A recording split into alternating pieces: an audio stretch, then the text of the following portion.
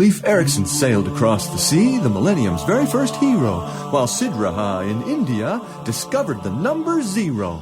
The church split up in 1054, Catholic and Orthodox forevermore. The Norman conquest took the British Isle, while the Ming dynasty started in style. Some Christians went on the big crusades, fighting and killing and singing, while others stayed at home and prayed, like Hildegard of Bingen.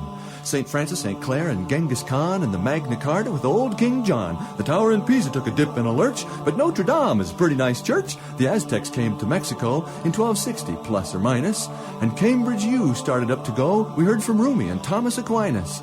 Marco Polo took a shopping trip and found stuff that couldn't be finer, and the Ottoman Empire took control of the ship all around Asia Minor. Popes and princes fought a lot, but their reasons were kind of vague, and then in 1347... Bubonic Plague. And with that bubonic plague intro, welcome to Connections Radio Show, where we talk about ideas that matter. And what you listen to is some ideas there that traced that we've got to trollop through some centuries there. Some centuries, right? Well, welcome to Connections Radio Show. I'm Lori Fitz, your host, and the goal of our show is to explore a wide range of topics that challenge us to see ourselves, our community, and the world around us, as well as the history of the world, to get us thinking and get us connected and perhaps inspired or challenged a bit to do a little bit more because we've made the connection. And our topic today is art and spirituality and the history of the Christian world. Somewhat, yeah. Rick, you brought a guest. Yeah. Rick Bernardo, my co-host, you brought a guest. That's me, and the reason we heard the thing about the ended with the bubonic plague is Steve Garnes Holmes was part of the group that did this, Montana Logging and Ballet Company. I went to graduate school in theology with Steve, and that was my formative years. Steve, I got to say, I tell people Pacific School of Religion and the Graduate Theological Union in Berkeley was like the MASH television show, good people doing good, amazing work with a good amount of partying and cross-dressing. So good morning, Steve. Good morning. Good morning, Steve. Garnes Holmes, we're glad that you're with us today. It's good to be here. It's kind of fun to reconnect with Rick after 40 years. Oh, my goodness. Wandering in the wilderness. Wow. I enjoyed our conversation to prepare for our show today, and you have come to our show as both a minister or a retired minister, as well as an artist who explored art and spirituality and continues to explore art and spirituality. Tell us a little bit about your time at the Pacific. What brought you to art through there? It's just always in my blood. I don't know if any artist of any sort could say what brought them there other than they were sort of, that was the river they were on, and they suddenly discovered they were in the ocean. I think part of it, as you mentioned at the beginning, the relationship between art and spirituality. For me, it's kind of interesting. I grew up in a church household, so to speak. I'm a preacher's kid. I'm the 6th generation Methodist minister's kid. My goodness. Methodist minister, and my dad's side of the family, I think it's a genetic disease. It's in the family. They're looking into it. But fortunately, my kids have stopped the madness in this generation. So stop the madness. But the interesting thing was, my dad was a Methodist minister, but it wasn't what you would think of as a particularly religious household. We didn't pray together. We didn't talk about religion. It just kind of was in the air. And I did a lot of my theologizing on my own, essentially, in my head. And early on, it seemed to me that God is more of a mystery than a thing. And it sounds like we'll get into some of that discussion later. But early on, I began to realize that that there is a dimension of life that is beyond our dualistic thinking, beyond our analyzing and explaining and understanding. And you can look at a sunset, and if you want, you can talk about the refraction of light and the spectrum of light and reflections and cloud cover and particulate matter in the atmosphere. Or you can just look at a sunset and go, oh, wow. It's pretty. And so I came at religion saying, how do we do the oh wow part, and still have language to talk about it? Yeah. And that's where you go to seminary. So you learn the tradition, you learn how to study the Bible and all that stuff. But they were linked in my mind. The things I was learning was linked to how you stay in that wow mode. How you stay connected with wonder and mystery and awe and grace and love at the same time that you explain it in a way that you can write a paper or whatever. And of course, the meeting of that for me is what ministry ought to be about. Preaching a sermon isn't explaining things.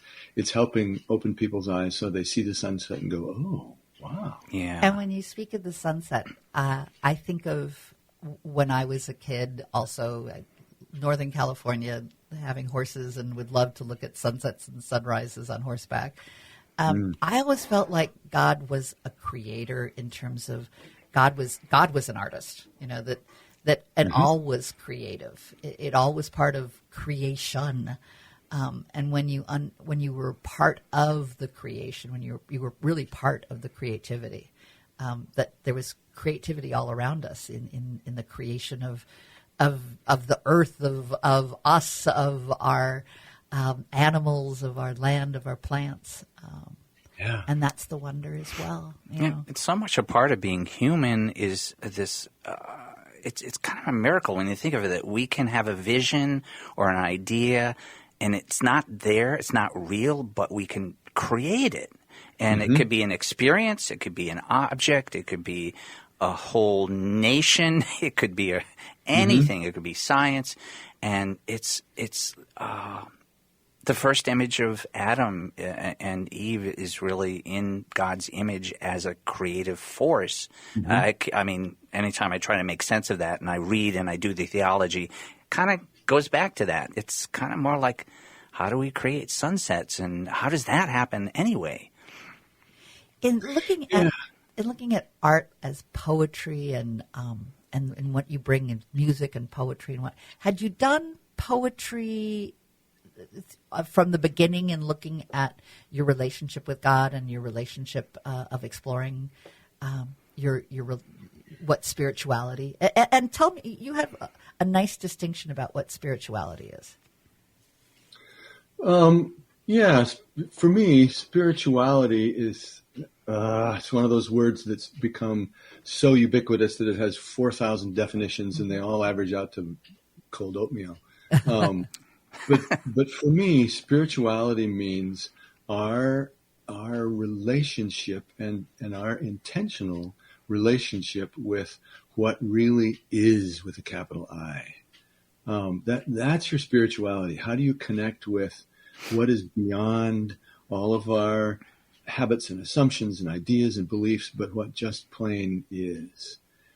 And for me, religion is an intentional practice of spirituality. When people say, "Oh, I'm spiritual but not religious," usually what they mean is, "I haven't thought about it much." Because if you're really spiritual, there's a practice to that. You have to practice that spirituality.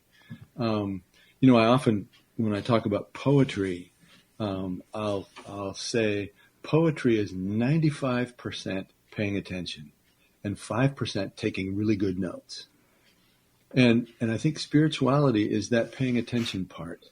And religion is how we take notes, how we practice that. What are the stories we tell? What are the habits and the rituals and the practices that we engage in order to keep our antennas open to what is? And I practiced that early on. I don't know when I first started writing poetry. Well, I remember in fourth grade. writing poetry. And it was, what you might expect from a fourth grader. It was pretty terrible poetry. Except that it was my attempt to get at what I was experiencing, what I saw in the world. And in that sense, there's no such thing as bad poetry. That's being honest. Yeah. Speaking of which, religion can get a bad name because there are institutionalized religions that, just like any human being or community or any institution, can do terrible things. And yet the word religion, what is it? Is it originally meant to bind or connect? Speaking of connections, radio. Related to the word ligament. Ligament, there you go. It comes from that word, religio, whatever it was in Latin or something. Mm-hmm. That phenomenon of sharing spirituality becomes some sort of religion, but may not have buildings associated with it, or may. Right. Yeah, and everybody practices some kind of religion. The people who say, "Well, I walk in the woods, that's my religion." Well, actually, that is. Yeah. It might be pretty shallow, and it might be pretty uninformed, and it might not have much in the way of roots in tradition, but everybody has something that to them connects them with what makes sense of the world. And honestly, for some people, their religion really is shopping or sports or being right. I've made a 40-year career of preaching over and over and over again. There are two religions in the world. All of human beings practice one of these two religions. One is the religion of being right, and the other is the religion of being in love. Oh. Either you figure out the rules and you do what you need to do to get what you want, or you just fall in love. And sooner or later, if you're in love, you're going to break the rules. And sooner or later, if you follow all the rules, you're going to hurt somebody. You have to choose one or the other. And part of what Jesus was about was noticing that and saying, choose the religion of being in love. He quoted Hosea more than once and said that God says, I desire mercy, not sacrifice. Wow. I want you to be in love, not do all the right religious rigmarole. And I want to circle back because I first met Steve at Pacific School of Religion, and he and I, in a lesser version, were doing these cabaret nights or coffee houses, and I got to witness Steve play music on the piano, on the guitar, do poetry, do comedy, create in our experience in the moment a musical instrument made of hoses and funnels, all kinds of things. And that was him already living out this sort of in-the-moment creativity, and it was just marvelous. But that's why we're going to be hearing more from of his life experience with this sort of creative experience. I love the idea that there's two religions, either being right or being in love. And it takes a nice dimension when, God is love. And that has so many, different dimensions to it. But our connection then to God is our connection one of love, or is our connection of being right? And exactly. And in that being right connection, some of the intro, the crazy things that can happen when we want to believe we are right. Yeah. And the interesting thing is that if you set all of the major world religions side by side, the interesting thing that is among all of them, the fundamentalists all speak exactly the same language. Interesting. These are the rules. God is in charge. There's a hierarchy. And in all of them, men are above women. People of my race are above people of other races. We're all above the animals, which is above the dirt. I mean, there's strict hierarchy, all these rules that you have to get right. And whether they're Baptists or Shiites, they all have exactly the same fundamentalism. And among all religions, the mystics are also exactly talking about the same thing. They're saying it's all about love and forgiveness and enlightenment and mystery. And the unfolding light. I bring up unfolding light because you have a great website, unfoldinglight.net. Oh, it looks like Rick wants to say something. Go for it, Rick. We want to listen to another minute of the millennial rap. We're going to be listening to this, by the way. It's going to be framing our segments. And this is a tour through history. Maybe when we come back, we'll get more from Steve as how the heck was this created. This is another section from the Millennium Rap. And after this Millennium Rap, we'll be making a rap with this first segment. We'll be back shortly. We'll be back. Joan of Arc had a special spark. There was Catherine of Siena. The popes had the Jews against the ropes from Lisbon to Vienna. The Mayans built their temples tall while the Chinese folk restored their wall. Gutenberg made prints and fonts just in time for the Renaissance. Albrecht Dürer drew those hands. Columbus sailed for foreign lands. Henry VIII became the king, and Leonardo da Vinci did everything. Michelangelo Erasmus or Thomas More and Martin Luther pounding on the door. The moguls ran India everywhere they looked, and the Arabs sold coffee, and they got us all hooked. Along came old Copernicus, said the center of the world wasn't us. Sir Francis Drake, Vasco da Gama, Don Quixote, and Shakespeare's drama. And Palestrina wrote some nice tunes. They burned those witches left and right. After kissing them good night, then Africa shed blood and tears as slaves were sold 300 years. Montezuma's empire was pretty vast, but Spain made sure it didn't last. They robbed the Incas and left them with nada, then got their due in a sunken armada. Queen Elizabeth and Pocahontas, the Inquisition whose evils haunt us. They cornered Mr. Galileo and said, please tell us that it ain't so. You'll want to agree, 'cause this fire's hot. So he said, it ain't so. Not. King Louis the First and Second and Third and Fourth and Fifth, you've already heard. John Donne and Kepler and Isaac Newton, Vivaldi singing and plucking and tooting, Teresa Prade and welcome back to Connections Radio Show, where we talk about ideas that matter. And what you just heard was some fun Millennium Rap with our friend Stephen Garnes Holmes. And Stephen has just written a book. It's coming out soon, and it is the same name as his website. And why don't you share that with us? Unfolding Light, and then the website is unfoldinglight.net. I'm not sure there's going to be a net over the book or not, but hello, Steve. Thank you for joining us for this next segment. Oh, you're welcome. Thanks for providing this great thing. In our last segment, we had started to talk about two religions. Either a religion of love or a religion of right or rightness. And when you were explaining it, and if you've missed it, audience, you can go back and listen to our podcast because it's excellent. In thinking about God is right or God is love, it seems to me that there's a desire when we have a God that is right. It's a little bit easier because you've got a rule book.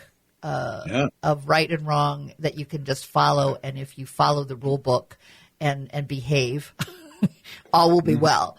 And when you don't behave, you're out of order, and when you're out of order, you threaten, everlasting life, potentially.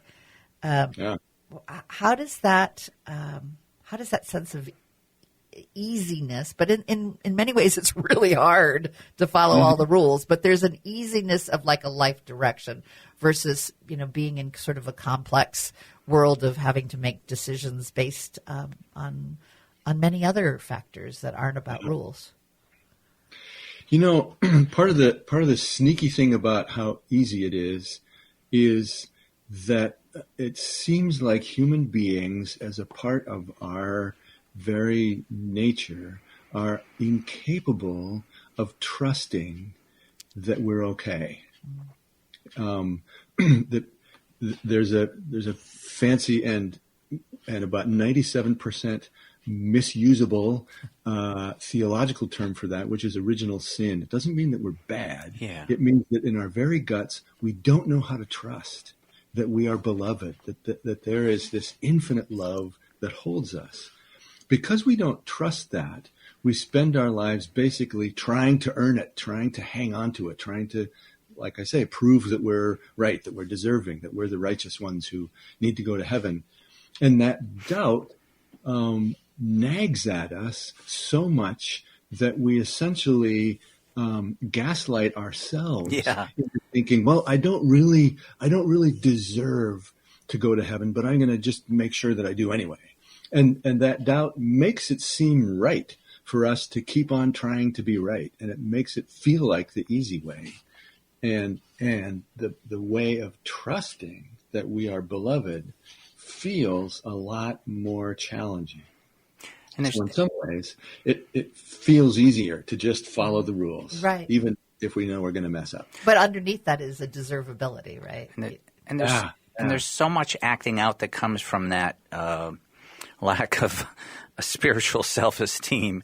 And we're born into a world that has created a lot of that sort of going off the rails. And that's another aspect of original sin that seems to make sense. We're already born into a world that's got racism and so forth. So we can't not be part of it. So that's originating, but it's not the depth and breadth of who we really are, is what I hear you saying. And as a teacher of ethics for years, there's the word right and wrong can just mean how we're behaving. And it's good to aim for that. Like, how do we learn what's the right thing to do? How do we live from the depth of that being? But it doesn't mean ego-driven, I got to be right, like you're talking about.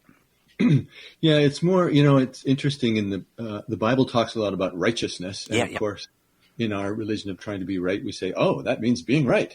But what righteousness really means is harmonious relationship. And when I think about being in harmony, that to me is what faith is all about. That's what religion is all about, is being in harmony with God. And of course, I'm always out of tune. And ask any musician and they'll tell you when people are singing out of tune, it's precisely because they think they're in tune. And it's only when we stop and listen and tune up and say, I might be out of tune, so I need to sing in tune. When we listen, then we tune up. And the mystery to me is that in my theological story of Christianity, it's a story of how God says, I will make ours a harmonious relationship, even though you are off the rails. I will come stand next to you and create that harmony for you. And all you have to do is accept it. That's real different than this sense that you have to get it right. You just have to allow what is already there to be there, to just receive. And that notion of receiving grace, to me, is the difference between getting it right and being in love. And when you talk about music, I think of the Montana Logging and Ballet. Tell us a little bit about that. We were a quartet of us, my brother and I and two other guys that all went to Rocky Mountain College in Billings, Montana, back in the 70s. And the other two guys were actually 10 years older. They had been in a group for years called the People Tree. They were in L.A., did Hollywood, they were on TV, and they just weren't getting anywhere, so they quit, came back to Rocky and said, let's form a group. So the four of us got together, and we did this thing that eventually became the Montana Logging and Ballet Company, whose name was kind of funny. Reporters would interview us and say, so where did you come up with that name? And you could just see in the way they asked the question that they thought there was an answer to that question. And I would say, well, actually, we were involved in a minor misdemeanor, and the judge sentenced us instead of jail to some community service time and thought we'd be useless. So instead sentenced us to carrying around a meaningless name for 37 years. Yeah, and the reporter would say, really? And I would say, no, actually, what it really was we combined all the letters of all of our names, including our middle names, and it spelled something really dirty. So we changed it to the Montana Logging and Ballet Company. And they would say, really? Thanks for clarifying. No, you idiot. It's a name that says we're doing something silly and ridiculous. You should come hear us. I love that you make up stories to satisfy an answer that is absurd to begin with. Yeah. So, sounds like the Beatles interviews. Celebrating absurdity is great. Yeah, so we did music and comedy for 37 years, started in the late 70s. And partly in Montana, but around the country. We played for Congress and played with Tutu and played for little tiny, library fundraisers and a lot of because we're, as long as the name is, it's still a no-name group. And so it's not like you could just put up a posters and say the Rolling Stones and everybody would show up. So mostly what we played for was either art series that subscribers would just show up to the next show for, or conventions and conferences for groups that might want to hear the kind of thing that we had to say. A lot of teachers, a lot of labor groups, environmental groups. And we did that in our spare time. All four of us had day jobs, and we just did that in our squeeze time for 7 years. Oh, it's so delightful. Anybody look up Montana Logging and Ballet Company on the web. There's not a lot of groups with that name or shows, maybe just one. There's actually a PBS special of I think it was your final show. It's got the whole thing. Mm-hmm. It's zany and beautiful, or beautiful and zany. That was what we were specifically trying for. We could have just been a rock and roll group and done music, and we could have just been a comedy troupe and done some fun stuff. But one of the things we really wanted to do was essentially, we couldn't just go out there and say, what we're going to do is preach the good news. What we wanted to do was give people a sense that the power of love is greater than the power of fear or hate or violence or anything else. But you can't just go and say, we're going to preach this sermon and you're going to love it. So what we would do is mix music and comedy in a way that was gorgeous music, good, nice, tight 4-part harmony, and also this ridiculous comedy that was just kind of off the wall. Well, we want to share some of that. We've got Light in Our Eyes that we'll be sharing, and we're going to come back after the song and talk a little bit about that. But I want the audience to be able to experience Light in Our Eyes.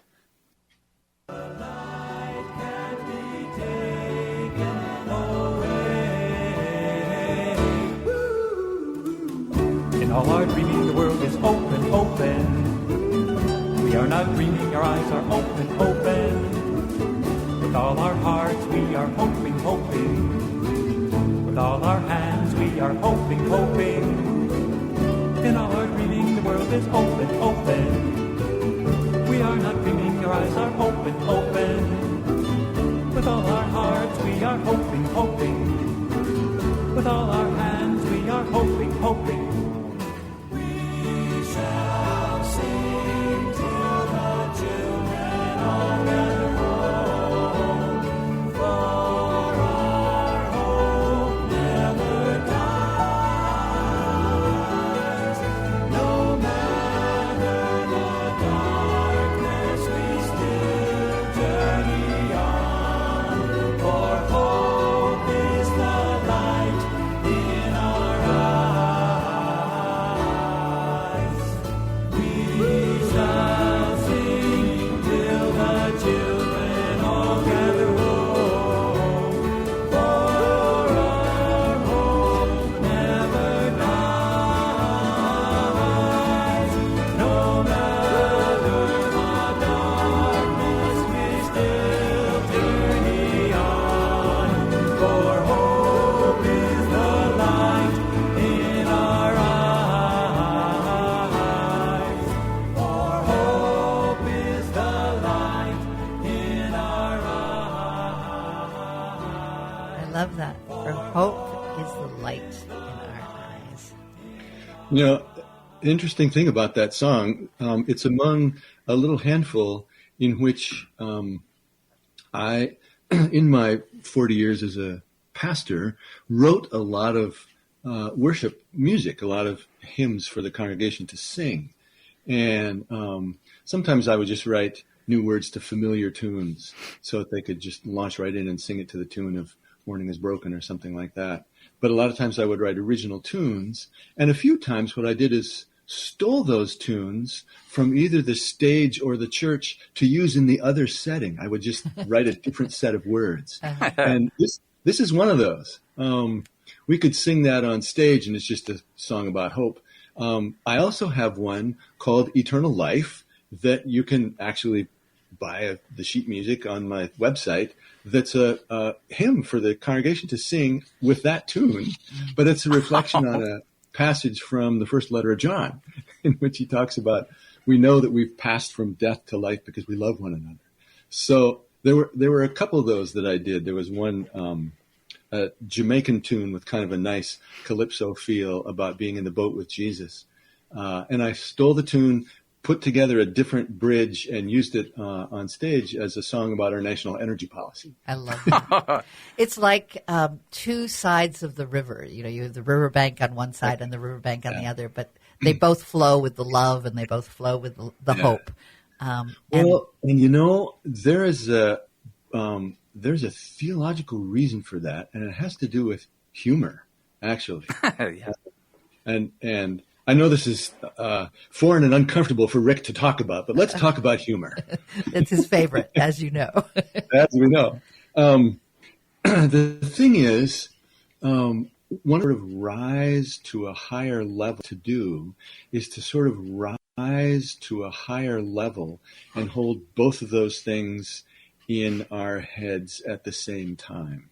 You know, probably the simplest form is a pun, right? In which you use a word that's in one context supposed to mean something, but it sounds like something else. And you got to hold those two things together. Spirituality is that work of holding the paradox, of letting something be this and also not that at the same time. I'm just wondering if laughter is the reaction of forced transcendence. Like, the clash of ideas goes, you know. And what I hear from it is it's the ultimate connections. How do we make the connections to things that are so separate? But when you do have that aha moment, whether it's a giggle or a gasp of beauty, it creates something more. And we counted on that with Montana Log and Ballet Company. You know, if you really listen to a good recording of our live performances, we're not all those great musicians. A lot of times we're out of tune and weren't quite all together. But what we did on stage was that people experienced four guys who really loved each other, sharing their joy together honestly and vulnerably in a way that would sweep them up and allow them to be at ease. And then we could hit them with some kind of hard political stuff, fairly left-leaning political satire. And after our show, more than once, people would come up to us and say, you know, I hate your guys' politics, but I love listening to you. It's a good comment. I think that's sort of the prophetic way, you know, to suck people into this kind of forced transcendence, to kind of suck them into joy. To Sucker. toss them into a higher level where, against their will, they have to see a different perspective and hold this paradox in their minds, and then, of course, settle back down to earth, and then from then on make choices. And with that, I'm going to have us pause so we can go to commercial break, which they always are grateful that I do that. But I want to stay on that theme in terms of politics and rightness versus love that we are living, especially during this election year, and some of the distortions and how the rightness can create a lot of distortions, and what can we do to keep that love. Right now, Martin Luther King Center is doing a whole campaign on Be Love. And how does that being love make a difference? So, and this is just another 30 seconds of the Millennium Rap. John Wesley's heart got set afire. Georg Handel wrote Messiah. Hasidic Jews raised prayer a little higher, and Catherine the Great built the Russian Empire. The Industrial Revolution got off the ground. America's colonies came unbound. They learned from the Indians who lived around and wrote a constitution that still is sound. Mozart wrote some music that we quote. Class that lasts, those centuries may pass. King Louis and Marie Antoinette experienced a revolution. They never have recovered yet. They lost their heads in all the confusion.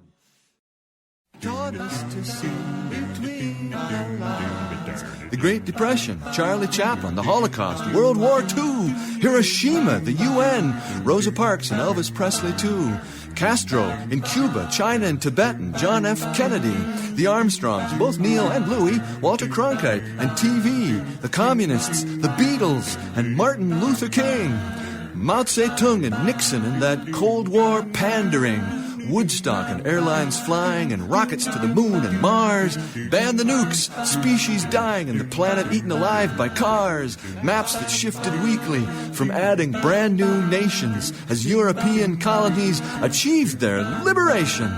Pablo Casal's Wounded Knee, Simon and Garfunkel, Troubled Waters, Gloria Steinem's writings that made inroads for our daughters. World music on the radio, we're a global village now. And welcome back to Connections Radio Show. If you've been with us throughout the hour, you have been hearing the world through these delightful snippets of the Millennium Rap. And providing that to us is Steve Garness Holmes, author of the book Unfolding Light, that will be soon available for us to all buy, and a good friend of Rick Bernardo, who's our co-host. Yes, and one of the ways I've stayed a little more aware of Steve's work since our graduation many decades ago of Pacific School of Religion is his unfoldinglight.net website. And we were just talking, Steve, about humor, and I don't know if I've ever shared with you the Quincy Jones quote that he wrote on the back of Richard Pryor's autobiography. He said, "I've always seen laughter as the soul's way of shouting, 'Ain't that the truth?'" And so there's something not only joyous and beautiful about humor, but it's and we were talking about, I said it's almost like forcing us to transcend and get another view of something. But there's that depth of truth going on there where people are open to it more in your work. As I was saying, it's a combination of zaniness and beauty. And Steve, we were... Go ahead. You go. The Gospel of John starts out, in the beginning was the Word. And when we translate that word, logos, out of the Greek, usually what we mean by that is something akin to the sense or the logic of it. But there's a sense in the original that logos doesn't mean word as a one-way thing. It's a conversation. It's a connection. In the beginning was the word that we were sharing together. And there is something truthful about that conversation back and forth between what we think we know and what's actually true. And we laugh because they don't quite match up. And that's where the laughter happens, when we go, oh, wait, there's something even more true than what I thought was true. But what happens when we're not making that connection, and that there seems almost to be two conversations? We talked about the sense of rightness versus the religion of love, and when each other's religion antagonizes each other, it's a distortion. So help me with that. One of the things I appreciate about the Christian story is that it takes seriously the political setting of our religious being.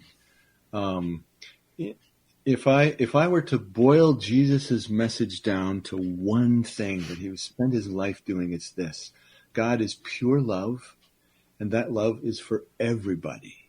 There's no such thing as deserving. All of our judgments of who is good and who is bad, who is righteous and unrighteous, clean and unclean, all of those are faulty, because we all receive infinite love from God. Like the sun just gives light and heat. There's no darkness. God just gives light and just gives love. There's no punishment. And people say, well, you have to have punishment.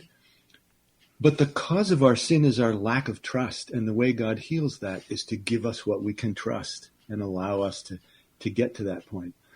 And Jesus knew perfectly well that when he preached this message, that everybody is equally deserving of God's love and receiving of God's love, that would upset the people whose livelihoods depended on the hierarchy. the people who owned the systems of privilege and exclusion. That's the story of the cross. The story of Jesus saying, love is universal, salvation is universal, this is for everybody, stop making all these stupid rules. And the world says, nope, we're making more rules. And the first thing we're doing is we're crucifying you for saying what you did. And of course, the resurrection is Jesus is God's way of turning that whole thing into a April Fool's joke and saying, ha ha ha, guess what? Jesus was right. Love is actually more powerful than all that other hoo-ha. A question in there for you, though, and we only have a few minutes left, but it's one that I'm deeply interested in your reaction. There's so many that are now turned off by Christianity. Sure. Because of what is being represented as Christianity. And what is your feeling about that? Well, a lot of what's being resented is the exact polar opposite of what Jesus was talking about. A lot of that, what claims to be evangelical, which is a word that's supposed to be rooted in good news, is the bad news that if you've got it right, then you get to go to heaven, and all these other things make it so that you don't have it right. That's exactly the opposite of what Jesus was saying. And it's a gross distortion. And when we argue about that and say, so what's really Christian and what's really not Christian, I think Jesus would be really clear. And Steve, I'm sorry, okay. Say that again. Jesus would be really clear. What would he say? Jesus would be clear that what's authentically Christian is mercy for everybody, no exceptions. And grace. And anybody who, well, all of us do to some degree, we react against that.